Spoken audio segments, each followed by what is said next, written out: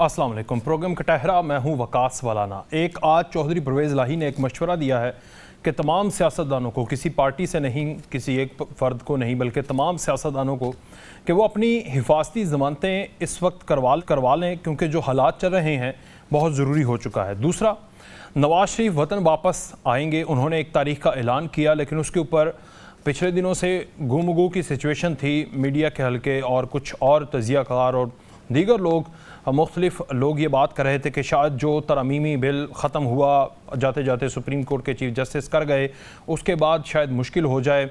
जिस तरह उन्होंने फूलों की स्टेज अपने लिए तैयार करवानी थी, वो शायद उनके लिए ना हो पाए, जिस वजह से वो तारीख़ का ऐलान बाद में, यानी उसमें तरमीम भी कर सकते हैं। मगर आज शहबाज शरीफ साबिक़ वज़ीर आज़म ने कहा कि उनकी तारीख़ ख़त्मी है और उन्होंने आना है। साथ ही नवाज़ शरीफ ने वहाँ पर बैठकर एक तो मीटिंग की और एक उन्होंने फिर हस्बे मामूल, जो कि उन्होंने अपनी सियासत का शेवा रखा हुआ है, एक भाई एक थप्पड़ मारता है और दूसरा भाई जो है वो मरहम लगाता है, यानी गुड कॉप बैड कॉप की पॉलिसी ये तकरीबन 40 सालों से नून लीग के अंदर जारी है और दीगर सियासी जमातें भी ऐसी करती रहीं। बहरहाल, पहले वो मौजूदा इंकम्बेंट जो इस्टेब्लिशमेंट होती थी या लीडरान होते थे, उनके खिलाफ बात करते थे। 2020 में हमने देखा, लेकिन अब फिर उन्होंने साबिक कुछ अहदेदारान, जिसमें अस्करी भी हैं, जिसमें जुडिशरी के भी हैं, उनके नाम लिए और उन्होंने कहा कि ये पाकिस्तान की 25 करोड़ 22 करोड़ आवाम के ये बेसिकली मुजरिम हैं। फिर इलेक्शन की तारीख का ऐलान किया है, जिस तरह इलेक्शन कमीशन ने, उसके ऊपर भी बड़े सवालिया निशान उठ गए कि इस तरह इलेक्शन की तारीख का ऐलान नहीं होता, ना कोई शेड्यूल, ना कोई और चीज़, बस एक प्रेस रिलीज़ कर दी और इससे पाकिस्तान तहरीक इंसाफ तो कह रही हम अदालत में जाएंगे। और क्या इलेक्शन जनवरी के आखिरी हफ्ते या फरवरी के पहले हफ्ते में हो सकते हैं? बड़ा सवालिया निशान है। मुफ्ती किफ़ायतुल्लाह हमारे साथ मौजूद होंगे, शाहिदा रहमानी साहबा, खुर्रम शहजाद विर्क साहब और डॉक्टर निसार चीमा साहब हमारे साथ मौजूद। डॉक्टर साहब वेलकम सर। आपके लिए भी मशवरा है, सबके लिए मशवरा है। कैसा लगा मशवरा चौधरी परवेज़ इलाही का कि आप लोग भी अपनी हिफाजती ज़मानतें करवा लें? हालात जो चल रहे हैं, कोई एक पार्टी नहीं, तमाम सियासतदान बशमूल आप। अच्छा लगा मशवरा आपको?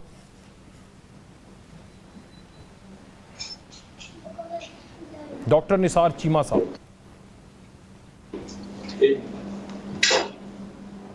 चीमा साहब आवाज सुन पा रहे हैं आप? चले, मैं शाहिदा रहमानी साहबा से आगाज कर लेता हूं, आपकी तरफ बात। शाहिदा साहबा, आपके लिए भी सवाल कि अपनी हिफाजती जमानतें तैयार रखें। हालांकि आप लोगों के लिए ज्यादा मसला तो नहीं है, बहरहाल फिर भी हिफाजती जमानतें तैयार रखें, जो हालात चल रहे हैं आपको जरूरत पड़ेगी। बहुत शुक्रिया। देखिए जी, पाकिस्तान पीपल्स पार्टी, आपने खुद ही दिया कि पाकिस्तान पीपल्स पार्टी इन तमाम चीज़ों से माजी में नबरदाज़मा रही है। पाकिस्तान पीपल्स पार्टी पे हमेशा झूठे मुकदमात कायम किए गए। पहले एहतिसाब के नाम पर पाकिस्तान पीपल्स पार्टी की चेयरपर्सन मोहतरमा शहीद बेनज़ीर भुट्टो साहिबा, फिर सदर आसिफ अली जरदारी साहब, उनका जिस तरह ट्रायल किया गया, फिर मुशर्रफ ने ये नैब बनाकर जिस तरीके से नैब को विक्टिमाइजेशन के लिए इस्तेमाल किया, कोई नई बात नहीं है। हमने तो हमेशा इसकी मुखालफत की है कि इदारा फौजी डिक्टेटर ने बनाया, अपने मकासद के लिए बनाया, पॉलिटिशियंस को पॉलिटिकल विक्टिमाइजेशन के लिए बनाया, और ये साबित हुआ। और उस वक्त भी जब 18th अमेंडमेंट हो रही थी, क्योंकि पाकिस्तान पीपल्स पार्टी सादा अक्सरियत से थी, जब तक हमारे अलायंस एग्री ना होते तो हम उस पर इम्प्लीमेंटेशन करना मुश्किल होता है। तो जब 18th अमेंडमेंट में गए, तमाम पॉलिटिकल जमातों में से PMLN ने इससे डिसएग्री किया और उन्होंने नैब को खत्म करने से मना किया। और आपने देखा कि जब 2013 का दौर आया तो फिर उसी नैब को पॉलिटिकल विक्टिमाइजेशन के लिए इस्तेमाल किया, जिसमें जनाब सदर आसिफ अली जरदारी साहब और तमाम पाकिस्तान पीपल्स पार्टी की लीडरशिप पे मोहतरमा फरियाल तालपुर साहिबा पर झूठे मुकदमात कायम हुए। और इस तरह की आप तो शुक्र करें कि इनको जमानतें मिल जाती हैं। हम लोगों को तो जमानतें भी नहीं मिलती थी, 3-3 महीने 4-4 महीने 6-6 महीने जेलों के अंदर बंद कर दिया जाता था। कोई पुरसाने हाल मुझे रोना आ रहा है और कराची के केस इस्लामाबाद लगाए जाते थे और ये सब पूरी कौम ने देखा। तो ये बात तो सदर जरदारी साहब on the floor of the house कह चुके थे कि आप अपनी फिक्र करें, आप लोगों को जब जेल जाना होगा तो आप लोगों की चीखें सुनेंगे। हम तो, हमारे लिए जेलें नई नहीं है। ठीक है, लेकिन मुझे आपकी इस सारी वजाहत सुन के, दास्तान सुन के, सही बात है, मेरा दिल गमखान हूँ मैं आपका। मुझे बहुत ज्यादा आंसू आ रहे हैं जो मैं जब्त करके बैठा हुआ हूँ। इतनी अभी तो सैड स्टोरी। जनाब शहीद जुल्फिकार अली भुट्टो से कि किस तरह उनका अदालती कत्ल किया गया, किस तरह फिर हमारे 70,000 से जी, खुर्रम शहजाद विरक साहब, कैसे हमारे वर्कर्स ने फांसी के फंदों को घुंघरू बांध के पाँव में चूमा है। ये ऐसा हौसला पैदा करें, परवेज इलाही साहब से कहें। ठीक है खुर्रम शहजाद विरक साहब, हिफाजती ज़मानत की ज़रूरत सिर्फ और सिर्फ आपके ही सदर को है, आपके ही चेयरमैन को है, बाकी किसी को नहीं है। अपना मशवरा अपने पास रखें। माजी में उन्होंने बड़ी हिफाजती ज़मानतें, बड़ी जेलें, सब कुछ देख लिया। अब आपके लिए सिर्फ इस बार आप वक्कास साहब हिफाजती जमानत तो वहां पर की जाए, वहां पर ली जाए, वहां पर हिफाजती जमानत के लिए जाया जाए जहां पर हिफाजती जमानत को मानने वाला हो, जहां पे कोई लॉ की बात करने वाला हो। यहाँ पे लॉलेसनेस है। कोर्ट अपने मजाक कर रहे हैं आप खुद इम्प्लीमेंट नहीं करवा सकती। आपने गुज़िश्ता रोज देखा होगा यकीनन जब परवेज इलाही साहब को ऑनरेबल हाई कोर्ट के जस्टिस साहब ने हुक्म दिया था कि इनको घर तक छोड़ा जाए, तो बाद में जो जज साहब थे उनका किस तरह से उनकी वोट को यहाँ खत्म किया गया, उनको वहां पे भेज दिया गया। आप कौन सी बात कर रहे हैं? कौन सी हिफाजती जमानत की बात कर रहे हैं? हिफाजती जमानत लेकर कोई क्या करेगा? आप किस अदारे के पास जाएंगे? आप किसके पास जाके आप अपनी फरियाद करेंगे? यहाँ पर तो आपको पता है कि जंगल का भी शायद कोई कानून होता सर, आपकी रुदात सुन के तो मैं वाकई रो पड़ा है। मतलब मतलब एवरीवेयर, मतलब हर चीज में क्योस नजर आ रही है। पता नहीं ये कौन सी स्टेट बनने जा रही है। अल्लाह ताला महफूज रखे हम सबको, पाकिस्तान को अल्लाह ताला महफूज रखे। ये इन्होंने क्या बोया है और ये क्या काट रहे हैं हम। ये 16 माह में पीडीएम ने कौन से ऐसे गुल खिलाए कि अवाम बेचारी बिलबिला उठी है, अवाम बेचारी तड़प रही है। आप यकीन करें ये जेन्युइन बात है, इसमें कोई दो राय नहीं है। आप भी सोसाइटी में से हैं, शाम को घर आते जाते हैं, रास्ते में लोगों को हमसाया को मिलते होंगे यकीनन। जी सर। तो लोग किस कर्ब में गुजर रहे हैं, किस कर्ब में गुजर रहे हैं, दुख में गुजर रहे हैं। और ये सारे का सारा सेहरा जो है डॉक्टर निसार चीमा साहब की पार्टी को जाता है। मैं उनसे पूछ लूं, डॉक्टर साहब मैंने पीपल्स पार्टी की रुदात सुनी, राय नहीं है जी सही है डॉक्टर साहब, मैंने पीपल्स पार्टी की रुदात सुनी तो मैं रोते रोते रुक गया। पीटीआई की रुदात सुनी तो मेरे आंसू जारी हो गए, मैंने साफ किए हैं। लेकिन असल रोना मैं कहता हूँ धाड़े मार मार के रोऊंगा तब जब नवाज शरीफ आएंगे और उनको हिफाजती जमानत नहीं मिलेगी, वो जाती उम्रा नहीं बल्कि जेल में जाएंगे। है ना फिर परेशानी वाली बात। देखिए सर, तो वो अलमनाक दास्तानें सुनने से महरूम रह गया हूँ जो आप सुन के आप रो पड़े।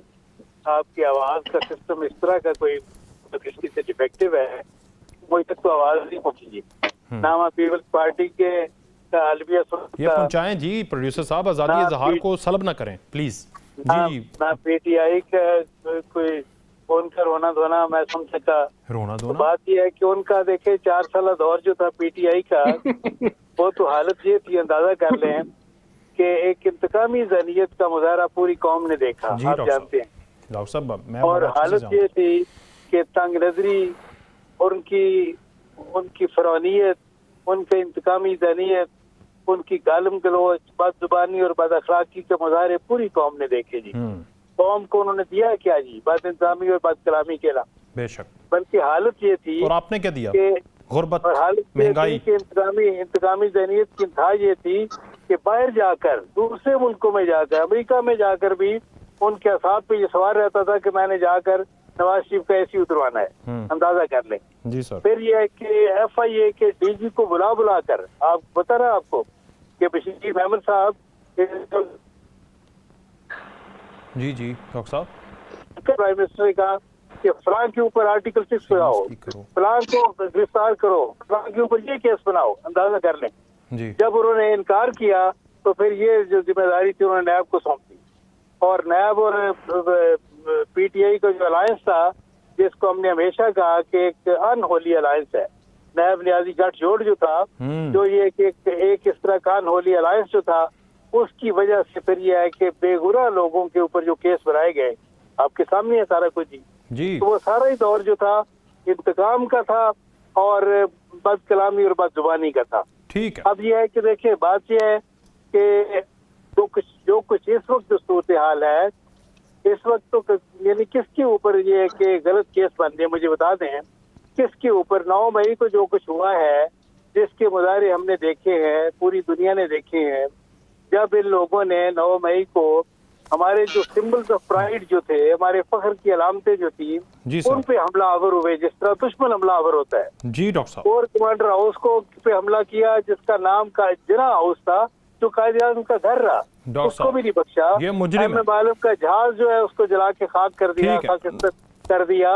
ये शेर खान के मुजस्मे को तोड़ फोड़ कर दिया, तबाह कर दिया।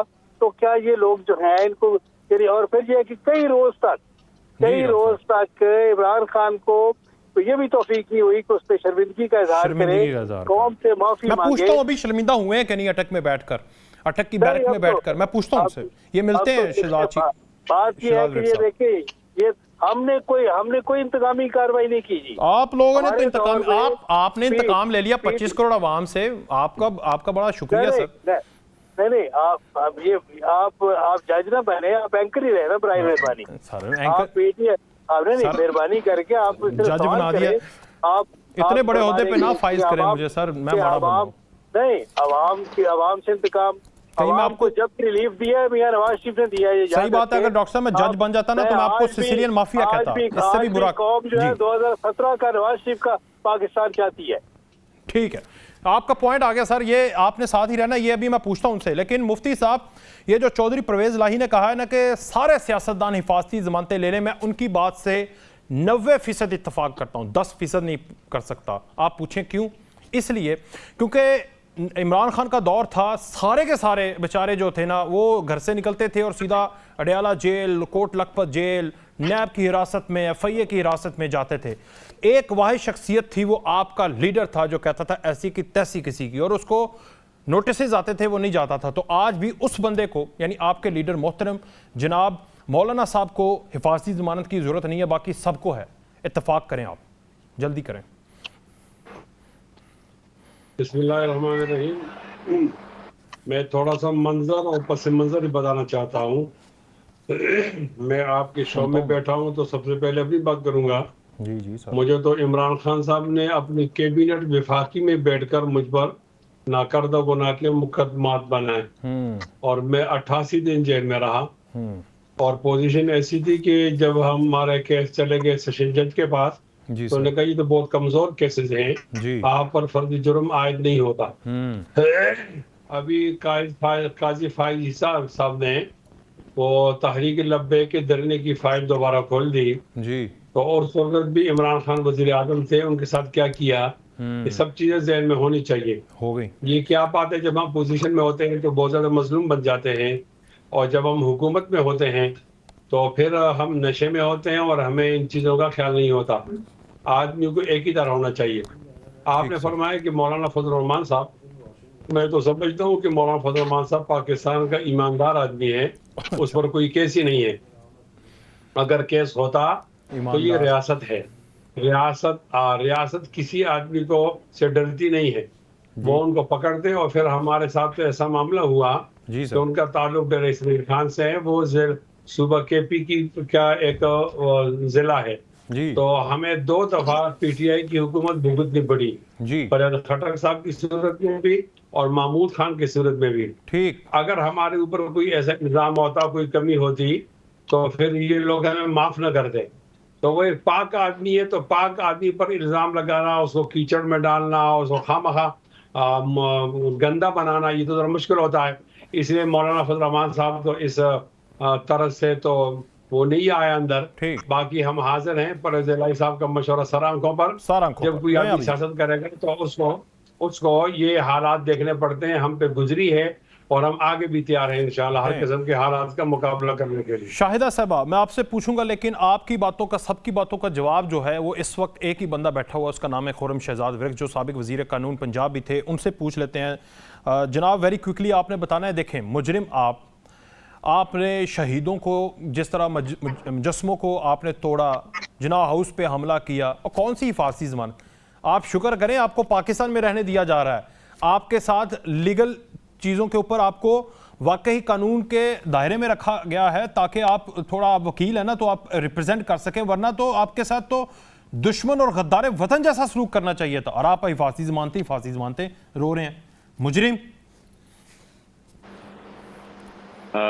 अभी मेरे भाई ने, मासूफ ने बात की थी कि शायद इमरान खान साहब को कभी ये तौफीक नहीं हुई कि उन्होंने उनके बारे में बात की हो।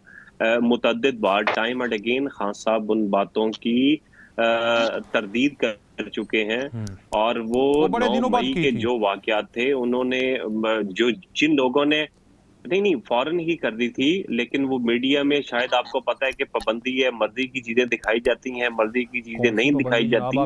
एक दफा नहीं, टाइम एंड अगेन उन्होंने किया, टाइम एंड अगेन किया। मैं इमरान खान साहब की बात कर रहा हूँ, उनके ऊपर तो नाम लेने की पाबंदी है। क्या आपको नहीं कि आपको नोटिस नहीं आया? नहीं, कोई नहीं आया। अगर नहीं आया तो फिर शायद आपको आ जाए।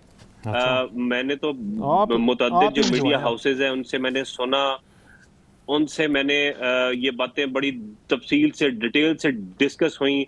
आपको पता है कि चेयरमैन पीटीआई कहते रहे, कुछ कहते रहे, कुछ कासिम के अब्बा कहते रहे, तो उनके ऊपर तो इस तरह की पाबंदियां लगाई गई।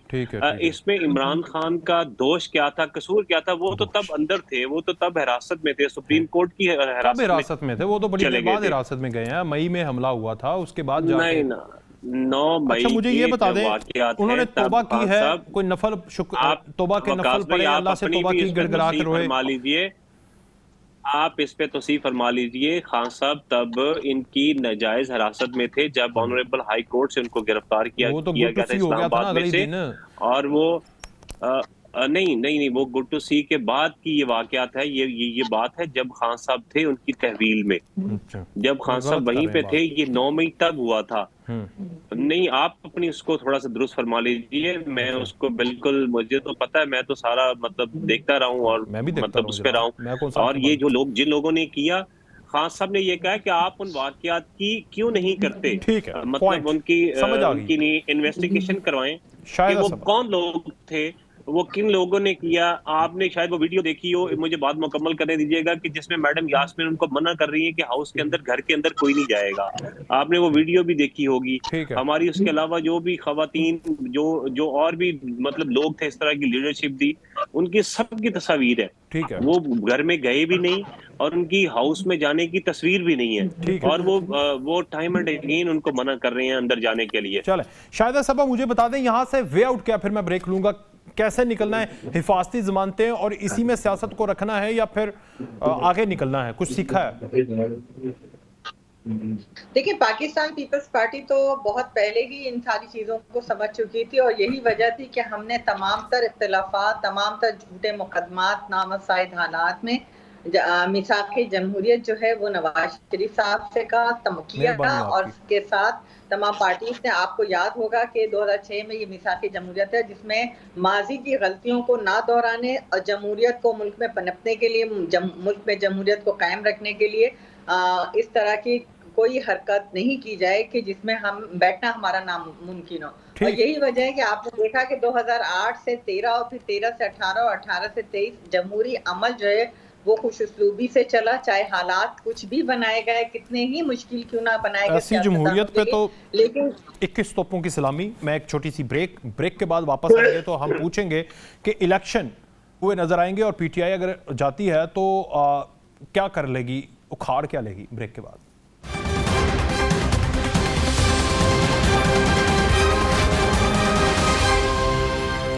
एक बार फिर से खुशामदीद। एक तो डॉक्टर साहब, निसार चीमा साहब, आपको एक तो जवाब मिल गया होगा, उन्होंने शहजाद विर्क साहब ने कहा, और दूसरा ये नवाज शरीफ साहब को क्या हो जाता है ये फिर दोबारा से इस्टेब्लिशमेंट के पिछले और जुडिशरी के पिछले रहनुमाओं के बारे में बात करना शुरू हो गए हैं।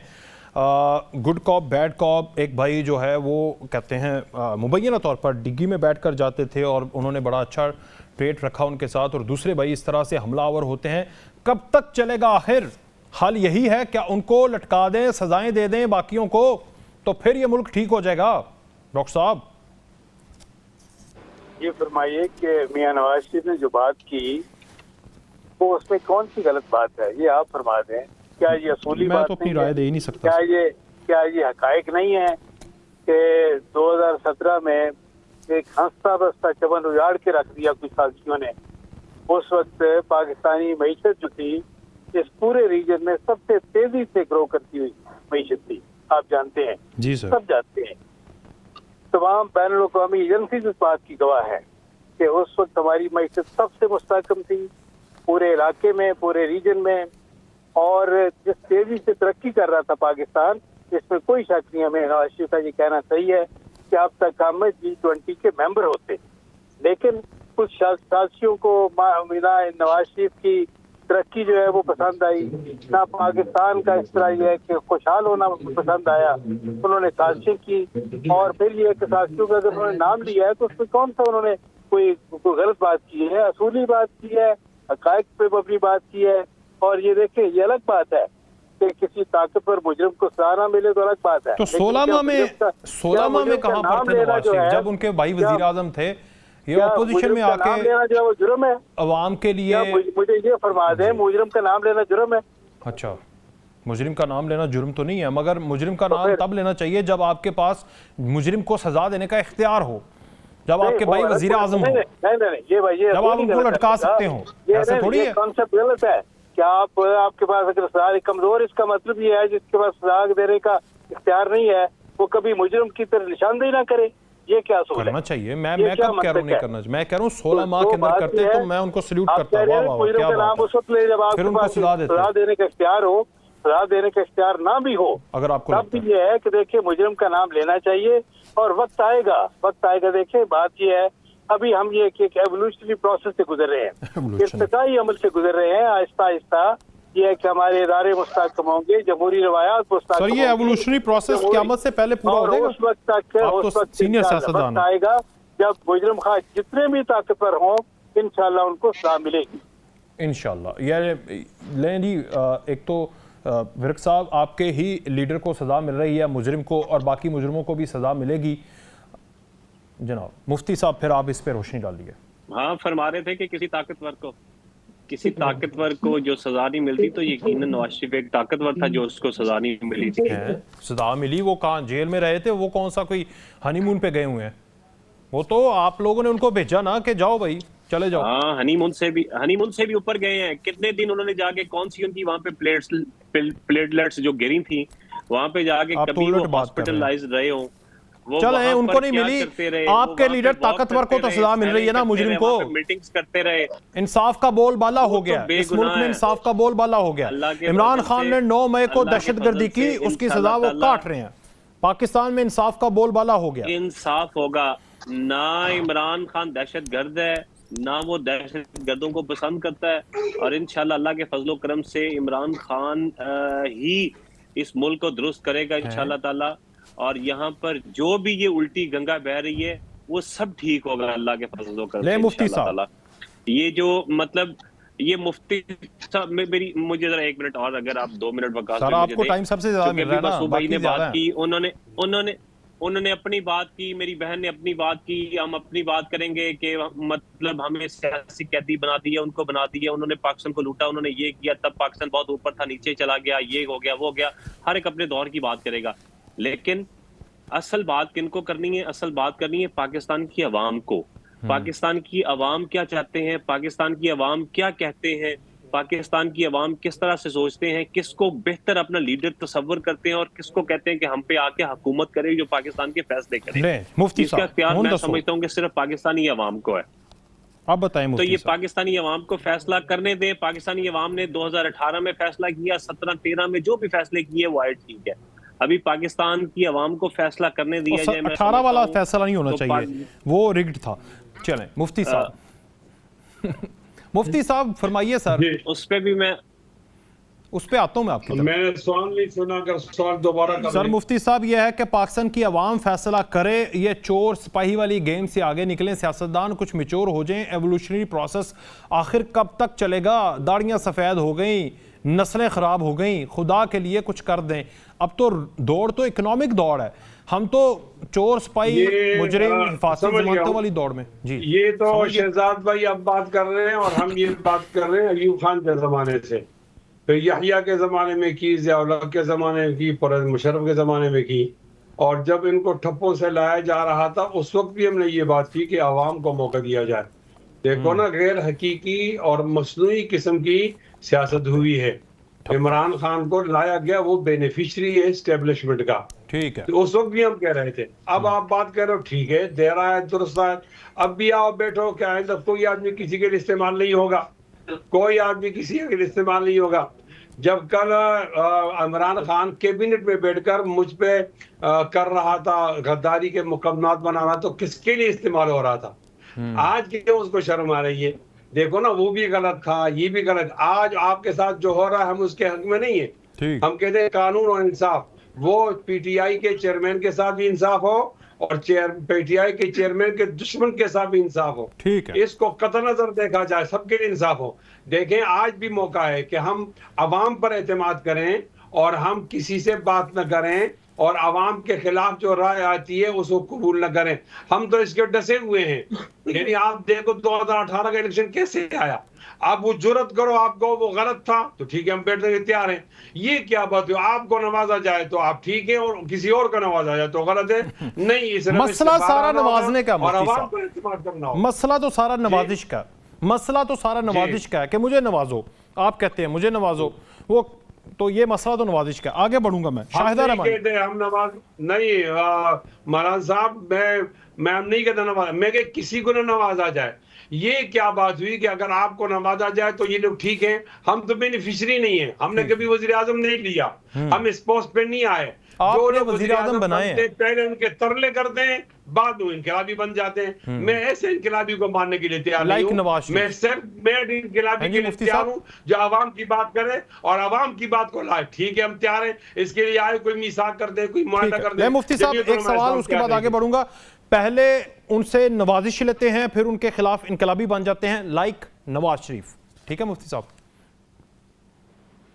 देखिए, आप किसी का भी नाम ले लें, आप भुट्टो का नाम ले लें, आप नवाज शरीफ का नाम ले लें, आप इमरान का नाम ले, गलत तो गलत है जो भी करे ना। मैं कहता हूँ अगर आपको एस्टेब्लिशमेंट से आजाद होना है तो आपने आवाम की बुनियाद पर आना होगा और उनसे कोई एहसान नहीं लेना होगा। ये क्या बात हुई? कल आप पर एहसान किए तो ठीक, भले भले आप इस्तेमाल हो लोगों के लिए और लोगों को जेल में डालें, और जब आप पर बात आ जाए तो आप इनकलाबी बन जाए। ये रविश ठीक नहीं है। रविश ठीक नहीं है। इस रविश को शाहिदा साहिबा बदलें। कौम की बात करो, कौम की, आवाम की बात करो। आपका लीडर भी नवाजा गया, नवाज शरीफ भी नवाजा गया, इमरान खान भी नवाजा गया, और तीनों जिनसे नवाजे गए उनके खिलाफ हो गए। एक चीज़ और दूसरा मशवरा जहांगीर तरीन का आपके लिए और नून लीग के लिए है कि एक तो चौधरी शुजात हुसैन का कि आपस में एक दूसरे के खिलाफ इतनी बयानबाजी ना करें, और मैं जहांगीर तरीन का मशवरा नवाज शरीफ के लिए है कि शख्सियत का नाम लेकर बयानिया नहीं बनाना चाहिए। लेकिन आपको चौधरी शुजात कह रहे हैं कि नून लीग और पीपल्स पार्टी एक दूसरे के खिलाफ बयानिया ना बनाए,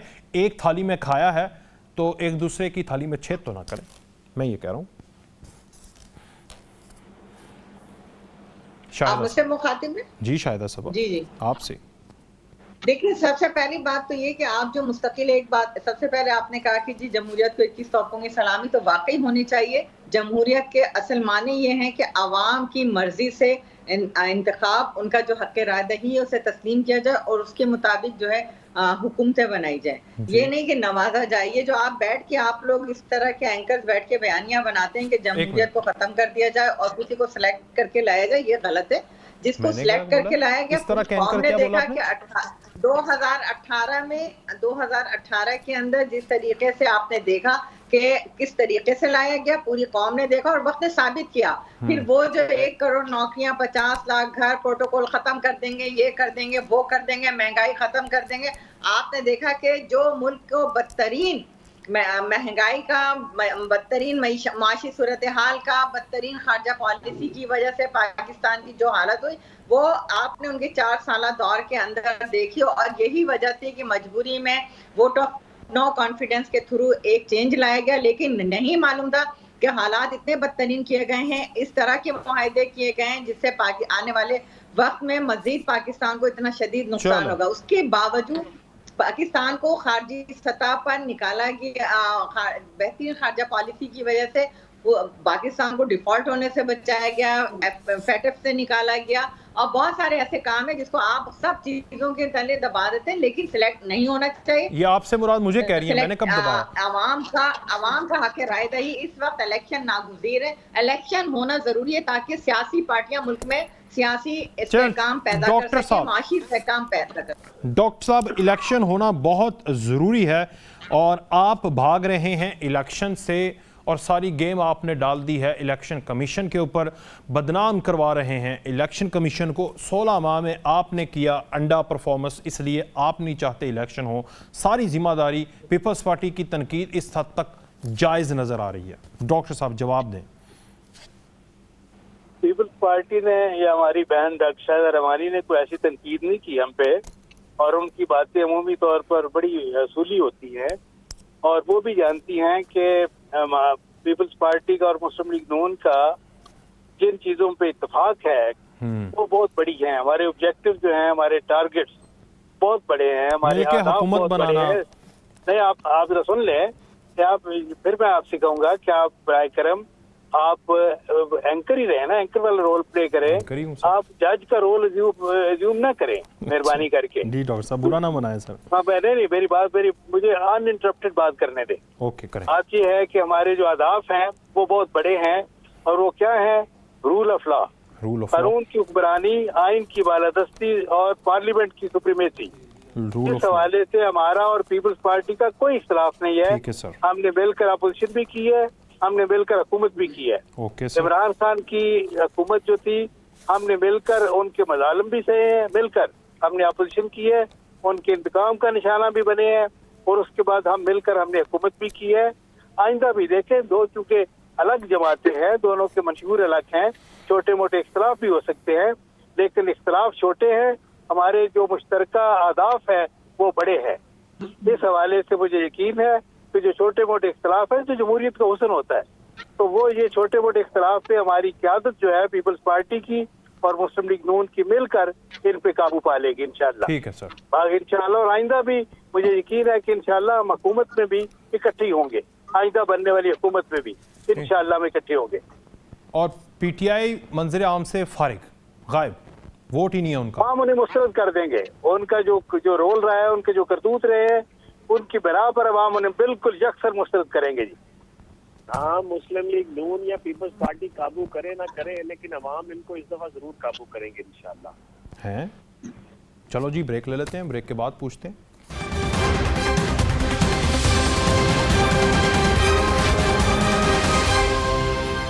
ब्रेक से पहले खुरम शहजाद ब्रेक साहब कह रहे थे नून लीग और पीपल्स पार्टी के साथ अवाम ने क्या हाल करना है, ये तो मैं उनसे पूछता हूं, लेकिन मुफ्ती साहब आप बता दें आप अपने आप को कहां पर रैंक करते हैं?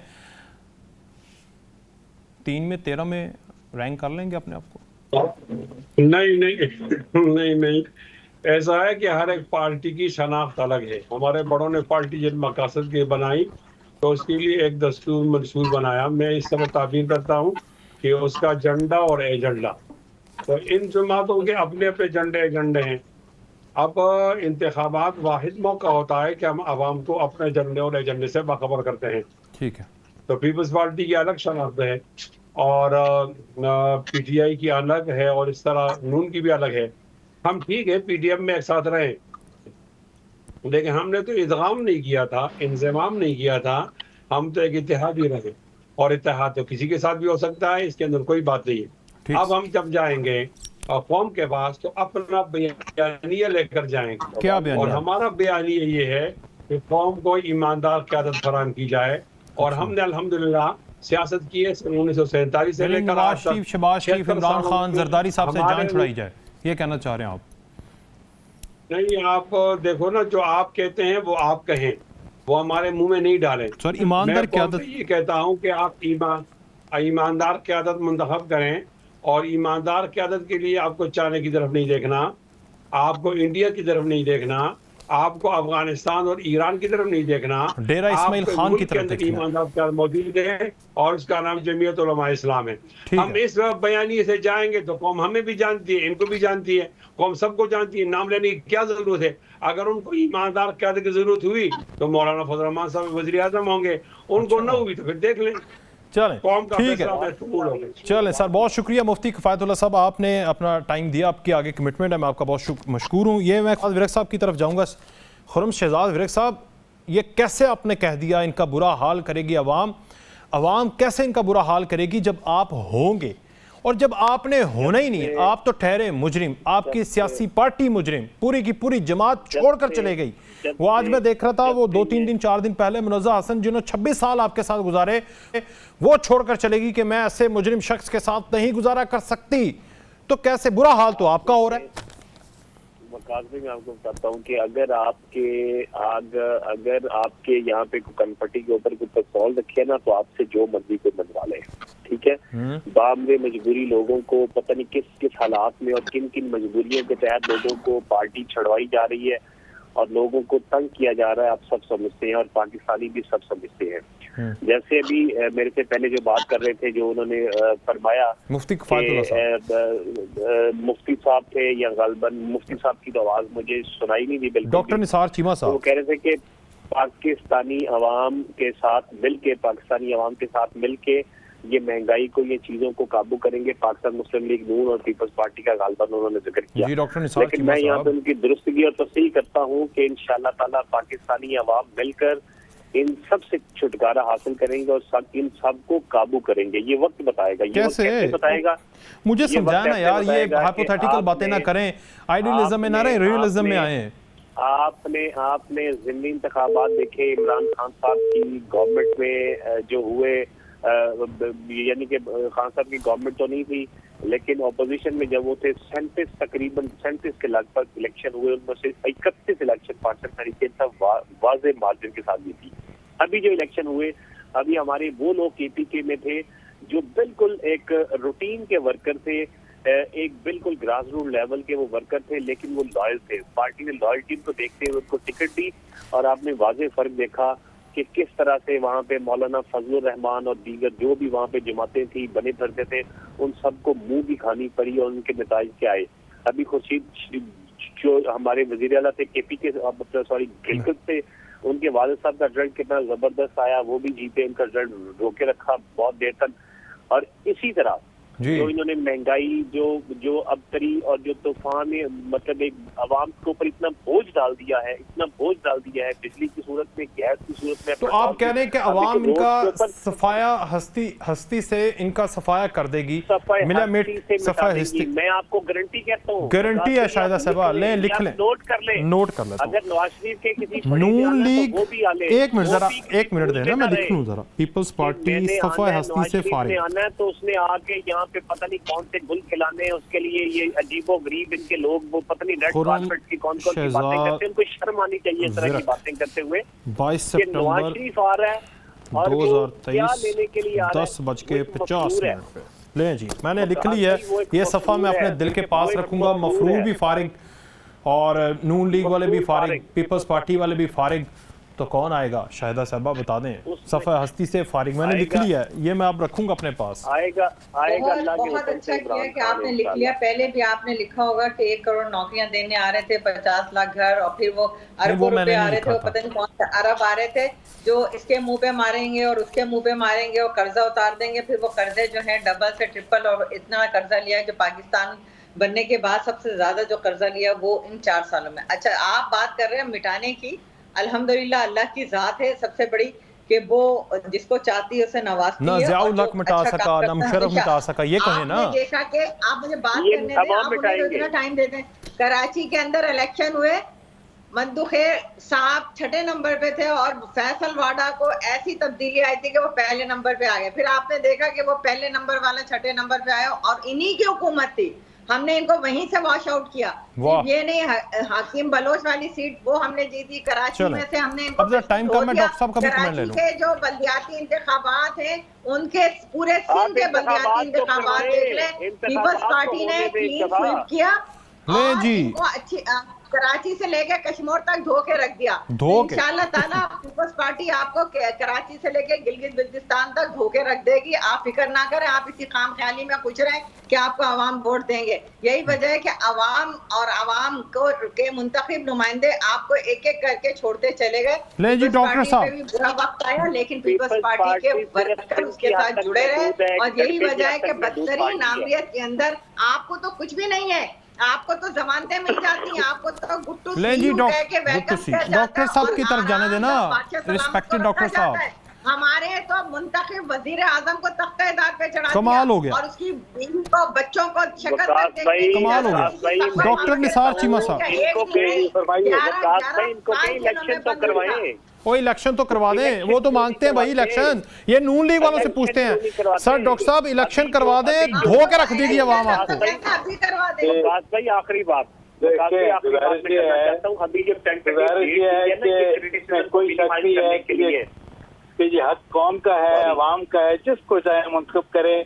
और इलेक्शन बिल्कुल मुनसिफाना होने चाहिए, गैर जानबदाराना होने चाहिए, शफाफ होने चाहिए और इस तरीके से हो कि पूरी कौम को उन पे एतमाद हो। वो तो कह रहे हैं फिर तो आप हारेंगे, फिर तो आप हारेंगे। नहीं कौन कह रहे हैं? ये खुर्रम शहजाद विर्क साहब कह रहे हैं। नहीं खुर्रम शहजाद साहब को देखें, उनको तो देखें। ये उन्होंने लिखवाया मुझे, उन्होंने कहा नून लीग प्लस पीपल्स पार्टी सफाई हस्ती से फारिग, मिट जाएगी 22 सितंबर 2023 लिख लिया मैंने। ये मैं अपने इधर पॉकेट में रखूंगा, पॉकेट स्क्वायर में डाल दूंगा। इन जैसे सियासी रजूमी जो है उनकी पेशीन गोइयों पे आप यकीन करेंगे तो फिर तो अल्लाह ही हाफिज है। मैंने यकीन देखिए मैं फिर ये कहूंगा देखें कि ये अवाम साबित करेंगे, अवाम बहुत मैच्योर है जी। अवाम साबित करेंगे कि उन्हें मियां नवाज शरीफ जैसा लीडर चाहिए, जिन्होंने ये कि 13 से 17 तक जो उनके कारनामे हैं, जब भी उन्हें मौका मिला है, 3 दफा उन्हें मौका मिला और तीनों दफा उन्होंने तारीख साज कारनामे सर अंजाम दिए। उन्होंने देखे ये मुल्क को एटमी ताकत पर आया, उन्होंने मोटरवेज के जाल बिछा दिए, उन्होंने बिजली की लोड शेडिंग खत्म की, उन्होंने दहशतगर्दी खत्म की, उन्होंने तोहफा दिया कौम को। और अब भी कौम को यकीन है कि उन्हें रिलीफ मिलेगा मियां नवाज शरीफ के आने से। उनकी क़यादत पे इंशाल्लाह रिलीफ मिलेगा और उसी के लिए अवाम जो है मुंतजर है। ले खुर्रम साहब हो ना होगी ਤੁਹਾਡੀ बोलती बंद, पता लग गया ਤੁਹਾਨੂੰ? देखिए मैं ये कह रहा था कि जो टेंटेटिव एक डेट दी है ना क्रिटिसिज्म को मिनिमाइज करने के लिए, अभी जो इलेक्शन कमीशन ने सिर्फ ये डेट दें और देखें ये अवाम में जाए तो सही, ये अवाम में क्या लेके जाएंगे, कौन सा मुंह लेके जाएंगे, कौन सी बात लेके जाएंगे। तो आप कौन सा मुंह लेके जाएंगे? रहते हैं आपके पास मुंह है ही नहीं, वो तो कटक जेल में लटका हुआ है। हम खुद अवाम में से हैं, हम खुद अवाम में से हैं। ये लोग देखें तो ये कौन से एलियंस है सर? अवाम में से हैं, उन्होंने हुकूमतें की है, पाकिस्तान को एटम बम दिया है, सी पैक दिया है, मोटरवेज के जाल दिए हैं, पाकिस्तान में रेल पेल की है। आपने क्या गालियां, कल्चर, गंदा कल्चर, जेलें, नैब के केसेस। इनको शर्म आनी चाहिए, इनको शर्म आनी चाहिए कि जिस तरह से ये भाग के गया मुल्क से, अब ये दोबारा किस तरह से आने की सोच रहा है। बहुत शुक्रिया जनाब खुर्रम साहब, बहुत शुक्रिया, शाहिदा साहब बहुत, मुफ्ती साहब भी बहुत शुक्रिया और डॉक्टर साहब बहुत शुक्रिया। इजाज़त, अल्लाह हाफ़िज़।